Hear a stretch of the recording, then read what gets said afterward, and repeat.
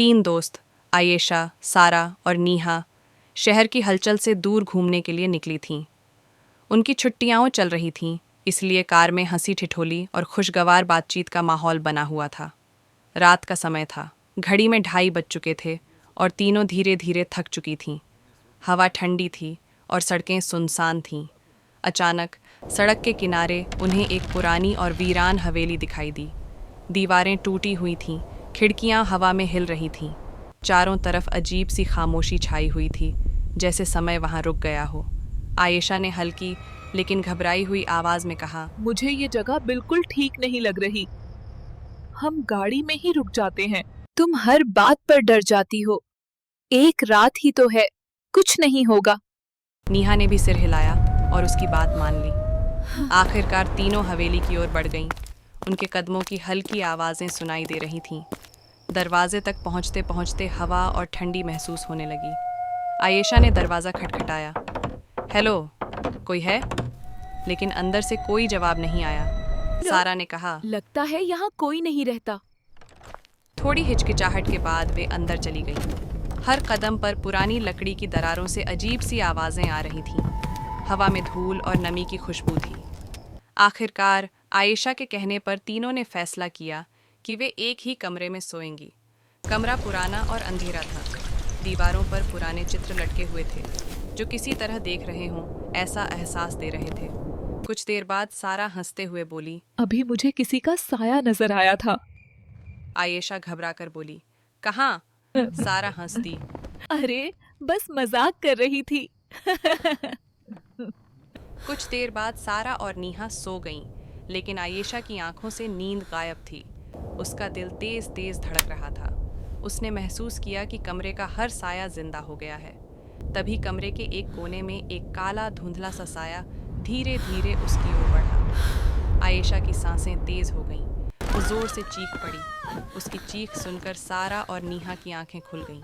आयेशा कांपती हुई बोली, मैंने वाकई एक साया देखा है। सारा झंझलाते हुए बोली, बस करो, ये तुम्हारा वहम है। इतनी रात को दिमाग डरावने ख्यालात बनाता है। सो जाओ। दोनों फिर से लेट गईं, लेकिन आयेशा का डर बढ़ता जा रहा था। उसने सोचा कि वह खुद जाकर देखेगी। वह धीरे धीरे कमरे से बाहर निकली।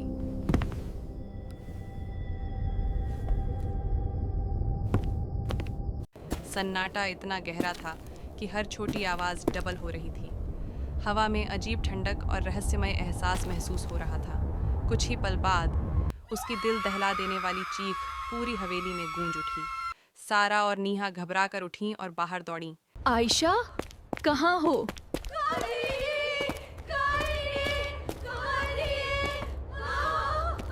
कोई जवाब नहीं आया।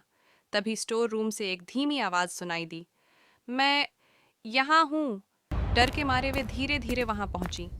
जब दरवाजा खोला तो आयेशा जमीन पर पड़ी थी, आंखें खुली हुई थीं। नीहा फूट फूट कर रोने लगी।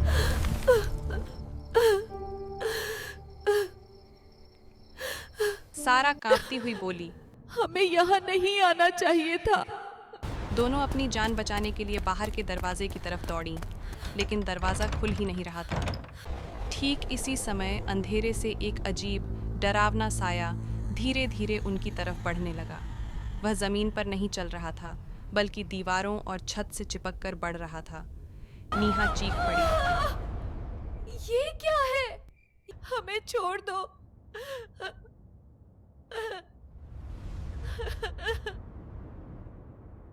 दोनों चीखती रहीं, लेकिन साया रुकने का नाम नहीं ले रहा था और धीरे धीरे उनके बिल्कुल करीब आ गया। हवेली के बाहर रात के अंधेरे में पुरानी हवेली खामोशी से खड़ी थी। अंदर से दो लड़कियों की चीखें बाहर तक सुनाई दीं और फिर अचानक सब कुछ सन्नाटा बन गया। दरवाज़ा अपने आप बंद हो गया। अगली रात उसी रास्ते पर 3 और दोस्तों की कार खराब हो गई। वे दूर खड़ी उसी पुरानी हवेली को देखते हैं। उनमें से एक कहता है, रात यहाँ गुजार लेते हैं।